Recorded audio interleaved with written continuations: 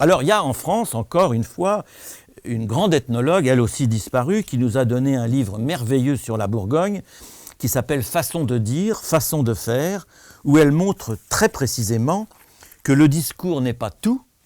et que ce que l'on voit se faire et se mettre, les savoir-faire que l'on voit mobiliser dans cette petite société du nord de la Bourgogne, en disent souvent beaucoup plus que ce que les informateurs peuvent nous dire. Alors évidemment, sur le terrain, ça requiert du temps.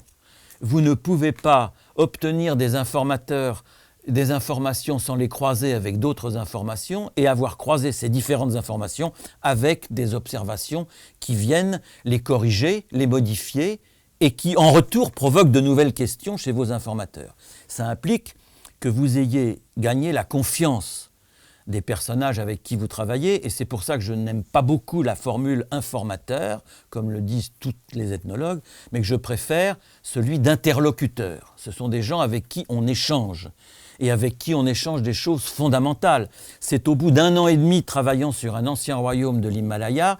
que travaillant avec le descendant de la famille royale, un tout petit Maharaja vivant dans une précarité absolue, très très loin des émeraudes et des fastes des Maharajas de la cour tels que le veulent les images d'Épinal, je lui expliquais comment la fonction royale, le sens de l'honneur, les liens d'allégeance, de protection et de soumission avaient traversé la révolution démocratique de l'indépendance de l'Inde. Que la royauté n'était plus, le royaume s'était mêlé au nouveau district de la nouvelle administration de la démocratie indienne. Pour autant, les comportements et les institutions des gens continuaient de respecter les formes de soumission et de protection de systèmes clientélistes et des institutions qui réverbéraient la prégnance de la fonction royale dans même l'exercice de la justice, de la police et des règlements de litige au quotidien.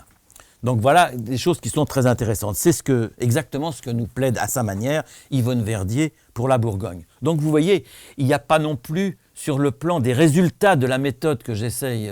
de peaufiner ou de préciser au fil de mes années de travail, il n'y a pas de lieu d'opposer en méthode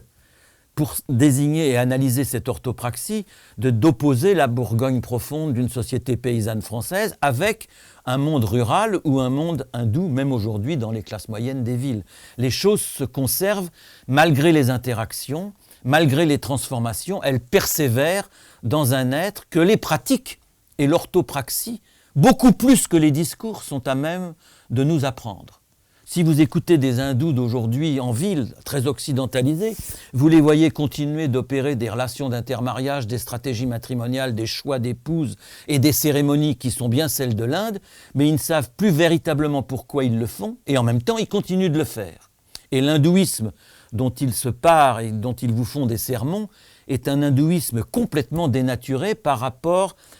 aux liens qu'autrefois les textes entretenaient avec les pratiques.